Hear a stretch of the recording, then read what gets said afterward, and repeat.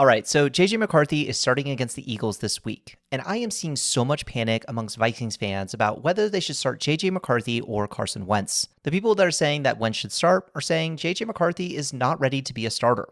But look, I went through every snap of McCarthy's game against the Bears, and honestly, he showed way more than people realize. So what I'm going to do is break down about 7 to 8 plays about JJ's game against the Bears in week 1 and tell you everything that you need to know about JJ McCarthy's game and how he is playing right now. And hopefully I can convince you that starting him against the Eagles is the right choice. Let's get into the film.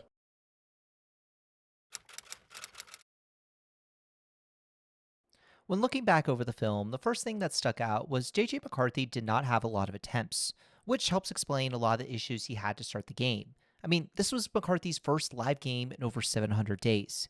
He only had 20 throws in this game, and a lot of that was because the Vikings struggled to convert on third down until the fourth quarter started. Here we have a 3rd and 8 in the mid-red zone where KOC is calling a simple spacing concept with Jefferson in the slot. This throw was designed to get the ball to the Vikings' best player and see if he could get a first down. And the offensive scheme? It worked. However, because McCarthy was slow with his throwing mechanics, it made the ball more difficult to adjust for Jefferson, which ultimately led to a rare drop pass by the wide receiver.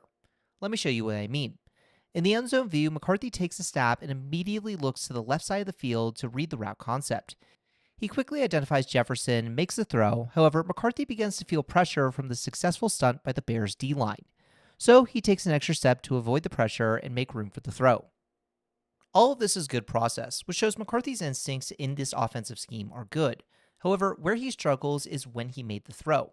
Notice how he makes this second hitch? That extra step was a problem, because to make that throw is a wasted motion and adds just a half more second to the ball getting to Jefferson, who is running a timing route. Was this a bad throw? No, but it's an example that McCarthy is still adjusting to NFL speed and needs to play more in a natural rhythm with his throwing mechanics so that he can deliver the ball on time. And this would help a lot with keeping the Vikings offense on the field and on schedule. With the ball back in the middle of the second quarter, the Vikings find themselves in another 3rd and 8. The Vikings motion Jefferson into a trips formation to get some leverage on his route. The play concept is a perfect call for a zone defense by the Bears, who are faking a blitz. As McCarthy takes the snap, he gets to the top of the drop with 2 catchers open in Hawkinson and Jefferson. McCarthy can make the throw to either of them. They both have the opportunity to catch and run for the first down. McCarthy chooses Jefferson because he feels the pressure on the left side and takes an extra step. Is it a problem that McCarthy is taking an extra step here? Personally, I would say no, because it shows that McCarthy has good instincts for feeling pressure in the pocket. However, the sudden movement led to JJ to take another step before he makes his throw. That extra movement led to the pass being late, and Jefferson loses his opportunity to run for the first down as the linebackers crash down on Jefferson on the catch. McCarthy read the play correctly, but because his eyes were playing quicker than his feet, the throw was late, which points to an issue with his throwing mechanics. Now, does this mean that McCarthy should be benched because of this issue? Well, no, because this throwing problem is a common issue amongst rookie QBs. As the game slows down for McCarthy, his feet will become more in sync with his eyes, which will allow him to make throws on time. This is a classic problem with rookie QBs in their first few games, and it's a valid criticism of how McCarthy is playing right now. But it might not be enough to bench him. With just 19 seconds left, McCarthy is looking for a chance to make a chunk play and get the Vikings into field goal range. With the Vikings using another trips look, they are looking to stretch the Bears' defense and using Jefferson to open the window. As the play develops, the Vikings' O-line holds up and allows the receivers time to win their routes. With the Bears' defense crashing down on Jefferson, Jalen Naylor breaks open and McCarthy rockets a throw in the middle of the field for 28 yards. This play was a beautiful throw and catch, and this is one of the reasons McCarthy was a top 10 pick. His best throws are over the middle of the field and are incredibly accurate, so it allows the receiver to gain yards after the catch. This is not an easy throw that many quarterbacks can make, which gives us an idea of how the Vikings offense could look if McCarthy is given time to develop. Even for just 20 throws, McCarthy showed a lot of flashes despite some growing pains. Early in the third quarter, McCarthy reads the defense and sees an opening for a first down completion on third down. McCarthy notices that Nashawn Wright is shading to inside leverage on Jefferson, so he thinks he can hit Jets for a 9-yard out and a first down. This is all good process. McCarthy is reading defenses and adjusting the offense. It shows that McCarthy is managing the play to be successful. However, McCarthy gets tricked. As McCarthy snaps the ball, Nashawn White switches to inside leverage on Jefferson, which puts him in perfect position to make a play at the ball. McCarthy's throw was actually pretty good.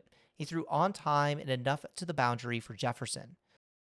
I'd like to call this play McCarthy's welcome to the NFL moment. Najee Wright makes an incredible play on the ball and returns the interception for a pick six. The question on the play is, how much do you blame McCarthy? He made the right adjustments in a well-timed throw, but he got tricked by a great play by the DB. The process was right, but it shows that McCarthy is still learning some of the intricacies of reading NFL defenses, which again will be part of some of the growing pains for a QB who is adjusting to NFL speed. But even for a quarterback in his first game, the flashes McCarthy showed in the fourth quarter really highlight what he can be. To begin the fourth quarter, the Vikings find themselves in a 2nd and 10 and a chance to take a shot. The Vikings motion Jefferson behind the line to create chaos in the secondary and break Jefferson free. The play action attempt tricks the defense, and McCarthy sees Jefferson about to break open, but he sees the Bears defense in his face. Instead of panicking, he rockets a throw while getting hit and completes a 17-yard throw to Jefferson to get the Vikings into the red zone.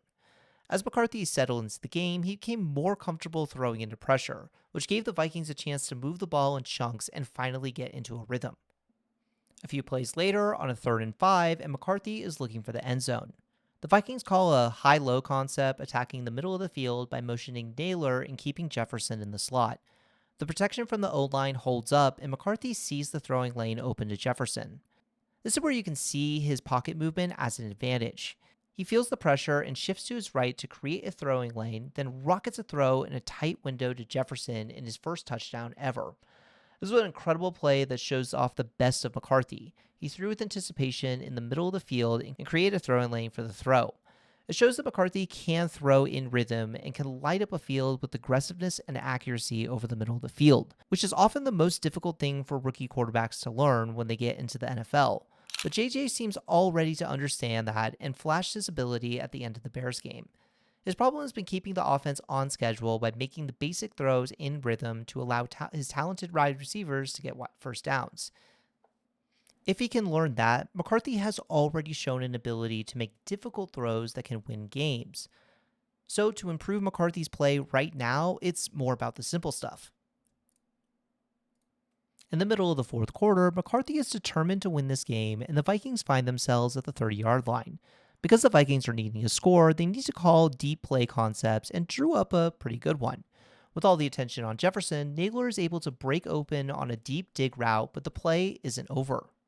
McCarthy gets to the top of his drop and sees Aaron Jones opening on a wheel route from out of the backfield.